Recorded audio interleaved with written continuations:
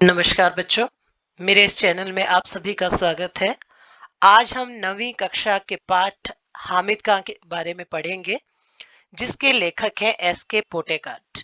जैसा कि आप सभी जानते हैं कि एस के पोटेकाट ऐसे लेखक हैं जो सामाजिक परिस्थितियां जो वास्तविक होती हैं, उनके विषय में ज्यादा लिखते हैं। तो एस के पोटेकाट ने यहाँ पे हामिद खां जो पाकिस्तान में रहता था उसके विषय में बताया है और अपनी एक यात्रा के विषय में बताया। यात्रा संस्मरण है, उनका यात्रा वृत्तांत है, जिसके माध्यम से उन्होंने बताया है कि भारत और पाकिस्तान के जो हालात हैं, उस भारत और पाकिस्तान के हालात के बीच में जिन परिस्थितियों में व्यक्ति जूझता है, उस जूझते हुए व्यक्ति की स्थिति को बताया है कि वास्तव में पाकिस्तान में रहने वाले मुसलमान भी हिंदुस्तान में रहने वाले लोगों के लिए एक सद्भाव रखते हैं, एक ऐसी भावना रखते हैं जिसमें कहीं दुर्भावना हमें नहीं दिखती है। ठीक उसी प्रकार भारत में रहने वाले हिंदुस्तानी भी पाकिस्तान के उन मुसलमानों के प्रति वैर का भाव नहीं रखते हैं। एस के पोटेकाट ने अपने इस यात्रा वृत्तांत द्वारा हमें ये बताया है। तो आइए बच्चों, शुरू करते हैं एस के पोटेकाट द्वारा लिखित हामिद का पाठ के बारे में। इसका पठन कार्य करते हुए मैं आपको इसके शब्दों के जो अर्थ हैं, कठिन शब्द जो इसमें है, वो भी बताऊंगी, और साथ साथ इस पाठ का भाव क्या है, इस पाठ में हमें क्या बताया गया है, इसके विषय में भी हम चर्चा करेंगे। तो आइए शुरू करते हैं बच्चों। तक्षशिला जो पाकिस्तान में है अब, आगजनी, आगजनी का मतलब है लूटपाट की आग, जहां लगाकर जला दिया जाता था, दंगे होते थे, वो आगजनी। तो समाचार की ये खबर पढ़ते ही मुझे हामिद खां याद आए। एस के पोटेकाट जी बैठे हैं अपने घर में और वो याद कर रहे हैं उस अपनी यात्रा को, जब वे पाकिस्तान के तक्षशिला में गए थे और हामिद खां नामक एक मुसलमान से उनका परिचय हुआ था। तो जब उस आगजनी की घटना को, दंगे फसादों की घटना के विषय में एस के पोटेकाट समाचार पत्र में पढ़ते हैं, तो वे ईश्वर से विनती करते हैं कि, विनती का अर्थ होता है बच्चों प्रार्थना, कि हे भगवान, मेरे हामिद की दुकान को इस आगजनी से, ये जो आग भड़क रही है, दंगे जो हो रहे हैं, आग लगाई जा रही है, इससे हामिद खां की दुकान को बचा लेना। अभी 2 साल पहले ही जो एस के पोटेकाट हमारे लेखक हैं, वो तक्षशिला के पौराणिक, पौराणिक होता है ऐतिहासिक, खंडहर मतलब ढली हुई जो इमारतें हैं, गिरी हुई जो इमारतें हैं, उनके विषय में ब्यौरा एकत्रित करने के लिए, ब्यौरे का अर्थ होता है बेटा जो पूरा विवरण है, उसको इकट्ठा करने के लिए, उन खंडहरों को देखने के लिए वहां गए थे। तो कड़कड़ाती हुई धूप थी, मतलब बहुत तेज धूप थी, और भूख और प्यास के कारण उनका बुरा हाल हो रहा था। तो रेलवे स्टेशन के करीब पौने मील की जो दूरी थी, उसमें साथ में एक गांव बसा हुआ था, जिस तरफ हमारे लेखक एस के पोटेकाट चल पड़े। तो हस्त रेखाओं के समान, जैसे हमारी हाथ की रेखाएं होती हैं, वैसी छोटी छोटी संकरी जो गलियां थी, तंग गलियां थी, उनसे वो पूरा बाजार भरा हुआ था, पाकिस्तान का तक्षशिला का। तो जहां कहीं भी उनकी नजर पड़ रही थी हमारे लेखक की, वहां धुआं था, मच्छर थे, और गंदगी से भरी हुई जगहें ही उन्हें वहां पाकिस्तान के उस तक्षशिला शहर में दिखी। कहीं कहीं तो सड़े हुए चमड़े की बदबू ने भी, लेखक कहते हैं, कि मेरा स्वागत किया। लंबे कद के पठान अपनी सहज, सहज मतलब स्वाभाविक, अलमस्त, अलमस्त मतलब मस्ती से भरी हुई जो चाल है, उसमें चलते हुए नजर आ रहे थे उस पाकिस्तान के तक्षशिला शहर में। तो चारों तरफ जब लेखक ने चक्कर लगा लिया, तो कहीं भी उन्हें कोई भी होटल नजर नहीं आया, क्योंकि वो खाना खाना चाहते थे, उन्हें भूख लगी थी। तो उनके मन में एक विचार आया कि इस गांव में होटल की क्या जरूरत रही होगी, छोटा सा गांव है। अचानक एक दुकान उनको नजर आई, जहां चपातियां सेकी जा रही, अर्थात गर्म की जा रही थी, बनाई जा रही थी। तो चपातियां, चपातियां होती है बेटा फुलके जो हम बनाते हैं, उनको चपाती कहते हैं। तो चपातियों की सौंधी सी, सौंधी मतलब जो महक, सुगंध होती है, उस सुंदर सी सुगंध, अच्छी सी सुगंध जो थी, उसके कारण लेखक के पांव अपने आप ही उस दुकान की तरफ मुड़ गए जहां चपातियां बन रही थी। तो अपने अनुभवों से लेखक ने जान लिया था कि परदेश में जो मुस्कुराहट है, वही रक्षक और सहायक होती है, अर्थात जिससे हम मिले वो मुस्कुराहट के साथ मिले, मुस्कुराते हुए मिले, गुस्सा ना दिखाएं, वही हमारी सहायता करती है। तो लेखक कहते हैं, ऐसे मुस्कुराते हुए मैं उस दुकान के अंदर घुस गया, जो दुकान थी उसके अंदर मैं चला गया, और उस दुकान के अंदर जाते ही एक अधेड़ अधेड़ मतलब आधी उम्र का वृद्ध सा जो व्यक्ति था, एक पठान था वहां, वो अंगीठी के पास सिर झुकाए हुए अपनी चपातियों को बना रहा था। तो जैसे ही लेखक ने दुकान में प्रवेश किया, अंदर गए वो, तो उसने हथेली पर रखे आटे को बेलना छोड़ दिया और मेरी ओर, लेखक कहता है, घूर घूर कर अर्थात एकटक मुझे देखने लगा। तो मैं भी उसकी तरफ मुस्कुरा दिया, मैंने भी उससे गुस्सा नहीं किया, मैं उसकी तरफ मुस्कुराता हुआ देखने लगा। फिर भी उसके चेहरे के भाव में कोई परिवर्तन नहीं आया, मतलब उसके चेहरे पर जो गुस्से के भाव थे घूर कर देखने के, उसमें कोई बदलाव नहीं हुआ। परिवर्तन का मतलब है बदलाव। वो बेपरवाही के साथ तीखी नजर से मुझे निहारे जा रहा था। निहारने का मतलब होता है लगातार देखते रहना, और बेपरवाही का मतलब होता है कोई परवाह किए बिना। तो मैंने, लेखक कहता है, उससे पूछा, खाने को कुछ मिलेगा? ऐसा मैंने बहुत धीमी आवाज में पूछा, उसके स्वभाव को देखते हुए। तो उस पठान ने मुझसे कहा, चपाती और सालन है, बैठ जाइए। उसने एक बेंच की ओर इशारा किया। तो लेखक को जब ये पता लगा कि चपाती भी है उसके पास और सालन भी है, सब्जी भी है, तरीदार सब्जी, तो उसे एक बेंच की तरफ बैठने का इशारा करते हुए पठान ने कहा कि हाँ, चपाती और सालन मिल जाएगा। लेखक कहते हैं कि मैं बेंच पर बैठकर रुमाल से हवा करने लगा। गर्मी थी तो मैं हवा करता रहा। मैंने दुकान के भीतर झांक कर देखा, तो बेतरतीबी मतलब बिना अनसिस्टमेटिकल जिसको हम बोलेंगे, कोई सलीका नहीं था, अच्छी तरह से नहीं लिपा हुआ आंगन था, और धूल से सनी हुई दीवारें थी। सनी का मतलब भरी हुई धूल थी दीवारों पर। एक कोने में उस दुकान के अंदर एक खाट, खाट का मतलब एक चारपाई पड़ी हुई थी, जिस पर एक दड़ियल, दड़ियल मतलब दाढ़ी वाला एक बुढ़ा व्यक्ति जो था, वो गंदा सा जो तकिया था उस पर अपनी कोहनी को टेके हुए हुक्का पी रहा था। अपनी कोहनी को उसने नीचे लगाया था और हुक्का पी रहा था। तो हुक्के की जो गुड़गुड़ाहट का स्वर था, उसने अपने आप को ही नहीं बल्कि सारे जहान को बुला रखा। सारे जहान मतलब सारे संसार को। उसको कोई परवाह नहीं थी कि कौन आ रहा है कौन जा रहा है, वो अपने में मस्त था। बच्चों, तो भाईजान आप कहाँ के रहने वाले हैं? चपाती को अंगारों पर रखते हुए उस अधेड़ उम्र के पठान ने पूछा। जो आधी उम्र का जो पठान था, 50 से ऊपर का, उसने पूछा लेखक से कि आप कहाँ के रहने वाले हैं? मालाबार के, मैंने जवाब दिया। लेखक ने कहा कि मैंने उससे उत्तर दिया मुस्कुराते हुए कि मैं मालाबार शहर का रहने वाला हूँ। उसने यह नाम ही नहीं सुना था। आटे को हाथ में लेकर गोलाकार बनाते हुए, ये हिंदुस्तान में है ना? ऐसा उसने प्रश्न किया। हाँ, भारत के दक्षिण छोर मद्रास के आगे है, ये लेखक ने बताया। तो उस पठान ने फिर पूछा, क्या आप हिंदू हैं? हाँ, एक हिंदू घर में जन्म लिया है, एस के पोटेकार्ट जो हमारे लेखक है उन्होंने कहा। तो उस पठान ने एक फीकी सी, मतलब बहुत खुशी नहीं हुई उसको ये जानकर, तो एक बड़ी फीकी सी मुस्कान के साथ उसने फिर पूछा, आप मुसलमानी होटल में खाना खाएंगे? क्योंकि उस समय हिंदुओं और मुसलमानों में बहुत झगड़ा चल रहा था, भेदभाव था। तो लेखक कहते हैं कि मेरी तरफ उसने जब देखा तो आश्चर्यचकित होकर देखा कि क्या आप मुसलमान के होटल में खाना खाएंगे? तो लेखक ने कहा, मैंने कहा क्यों नहीं, हमारे यहाँ तो अगर बढ़िया चाय पीनी हो हिंदुस्तान में, या बढ़िया पुलाव खाना हो, तो लोग बेखटके, बेखटके का मतलब बिना किसी रोक टोक के, मुसलमानी होटलों में ही जाया करते हैं। तो अब उसके पास खाने के लिए चपातियां थी और साथ में सालन था। तो सालन बोलते हैं बच्चों गोश्त को, या सब्जी जो मसालेदार बनती है, रस के साथ जो शोरबा बनता है, शोरबा का मतलब जो पतली ग्रेवी वाली सब्जी होती है, वो उसके पास था। वो मेरी बात पर विश्वास नहीं कर रहा था। लेखक कहते हैं, मैंने उसे बड़े अभिमान के साथ, गर्व के साथ बताया कि हमारे यहाँ हिंदुस्तान में तो हिंदू मुसलमान में कोई भेद होता ही नहीं है, हम सब तो मिलजुल कर रहते हैं।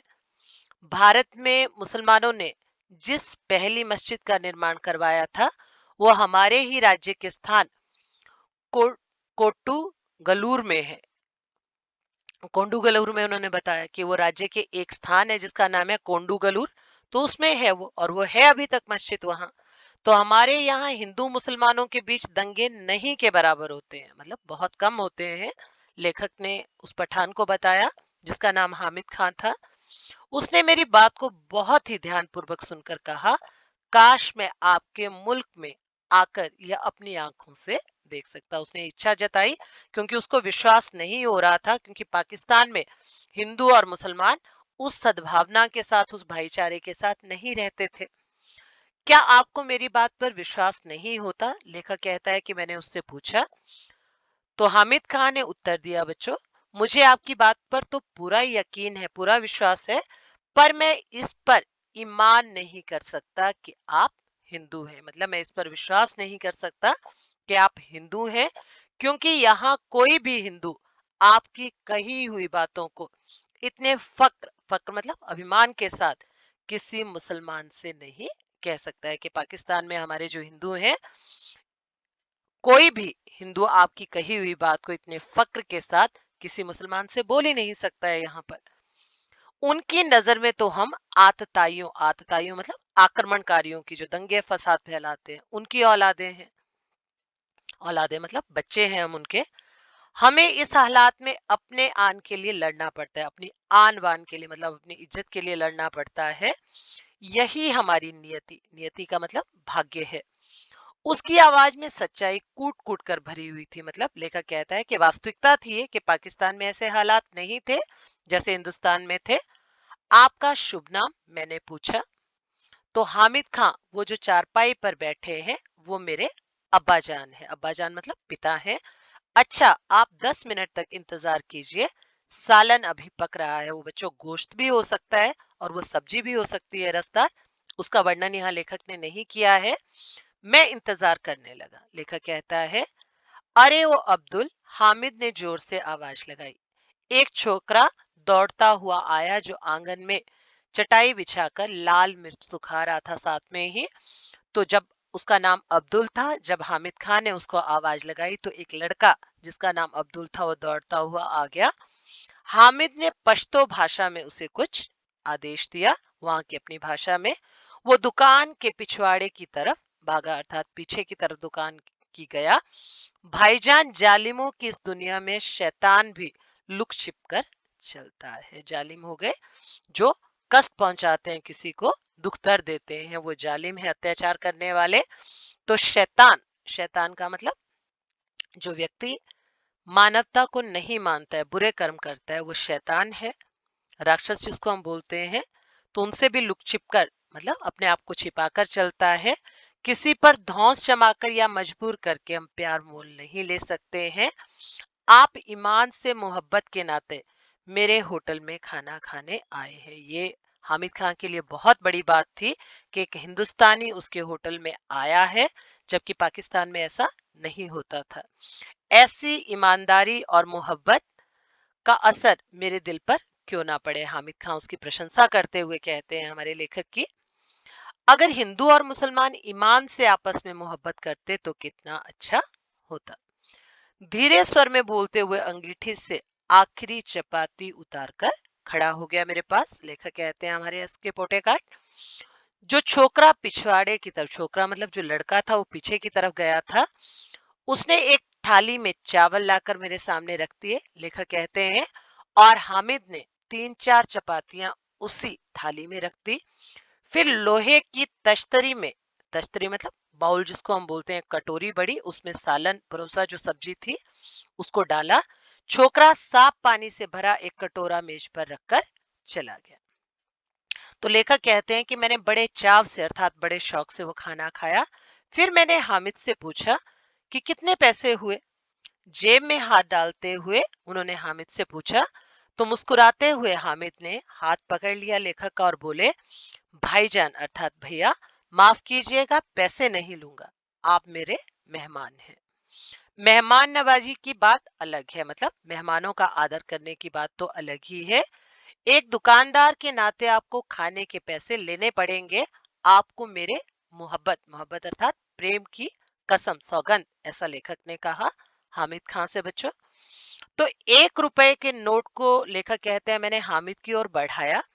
तो वो सकुचा रहा था, अर्थात संकोच कर रहा था, लज्जा अनुभव कर रहा था उसको लेने में। तो उसने 1 रुपया लेकर फिर मेरे हाथ पर रख दिया। लेखक कहते हैं हामिद ने, भाईजान मैंने खाने के पैसे आपसे ले लिए हैं। तो बड़ा बड़प्पन बताया हामिद खान का यहाँ बच्चों। उसने कहा अगर मैं चाहता हूं कि यह आप ही के हाथ में रहे, अब मैं ये चाहता हूं कि रुपया मैं ना लूं, जो आपने मुझे दिया वो मैंने ले लिया, अब मैं वापिस आपको इसको दे रहा हूं क्योंकि ये आपके हाथ में ही रहना चाहिए, ऐसी मेरी इच्छा है।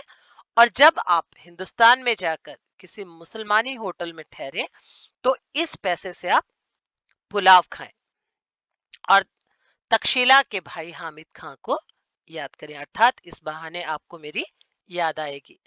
लेखक एस के पोटेकाट कहते हैं बच्चों कि जब मैं वहां से लौटकर आया तो मैं तक्षशिला के खंडरों की तरफ चला गया खाना खाने के बाद, और उसके बाद मैंने कभी भी हामिद खां को नहीं देखा, दोबारा मैं उस तरफ नहीं आया।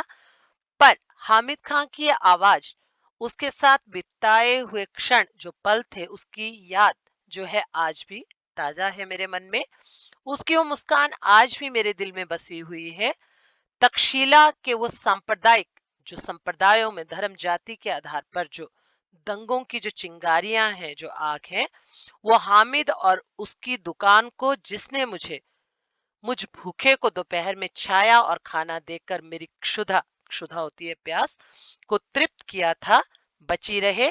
मैं यही ईश्वर से प्रार्थना कर रहा हूं। तो आज 2 वर्षों के बाद जब एस के पोटेकाट इस समाचार को समाचार पत्र में पढ़ रहे हैं, तब भी उनकी जो क्षुधा है, भूख है, उस भूख को जिसने तृप्त किया था, संतुष्ट किया था, आज भी उन्हें उस हामिद खां की याद आ रही है बच्चों।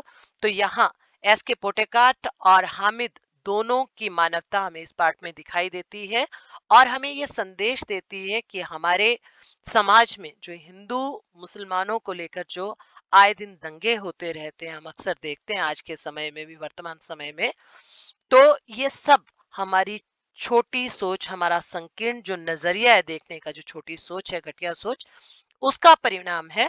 अन्यथा हिंदू और मुसलमान जिस तरह से आजादी के समय और आजादी से पहले भी भाईचारे के साथ रहते थे, तो आज भी समाज में इस बात की आवश्यकता है कि हम सभी अपनी उस छोटी सोच को हटाकर हिंदू और मुसलमान मिलकर रहें, तभी हमारा देश इन सांप्रदायिक दंगों से बचेगा और विकास के रास्ते पर बढ़ेगा। तो बच्चों, आशा करती हूँ कि ये जो एक संदेश प्रद जो हमने एक रचना पढ़ी, एक यात्रा वृत्तांत पढ़ा, जिसमें हमें बताया गया कि किस तरह हिंदुस्तान और पाकिस्तान के हालातों का ब्यौरा, जो विवरण इसमें दिया गया है, और किस तरह से हमारे लेखक और हामिद खां के मन में एक दूसरे के प्रति प्रेम का भाव है, ये देखकर हमें एक संदेश मिलता है कि हमें भी इसी तरह आपस में मिलजुल कर रहना चाहिए।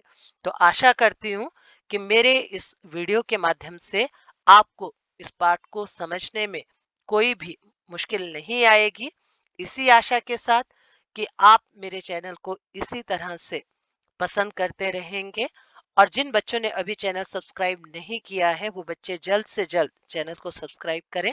नोटिफिकेशन बटन अवश्य दबाएं बच्चों, क्योंकि किसी भी कक्षा से संबंधित जो वीडियो हैं हिंदी के, मॉरल साइंस के, नैतिक शिक्षा जो है हमारी, वो आपको इस चैनल पर मिलेंगे और आपके प्रश्नों का इस चैनल पर हमेशा स्वागत किया जाएगा। तो जल्दी से जल्दी सभी बच्चे नोटिफिकेशन बटन अवश्य दबाएं, ताकि जितने भी नए वीडियो अपलोड हो उसका आप लाभ उठा सके। इसी आशा के साथ फिर अगले वीडियो में मिलेंगे। सभी बच्चों को मेरा नमस्कार।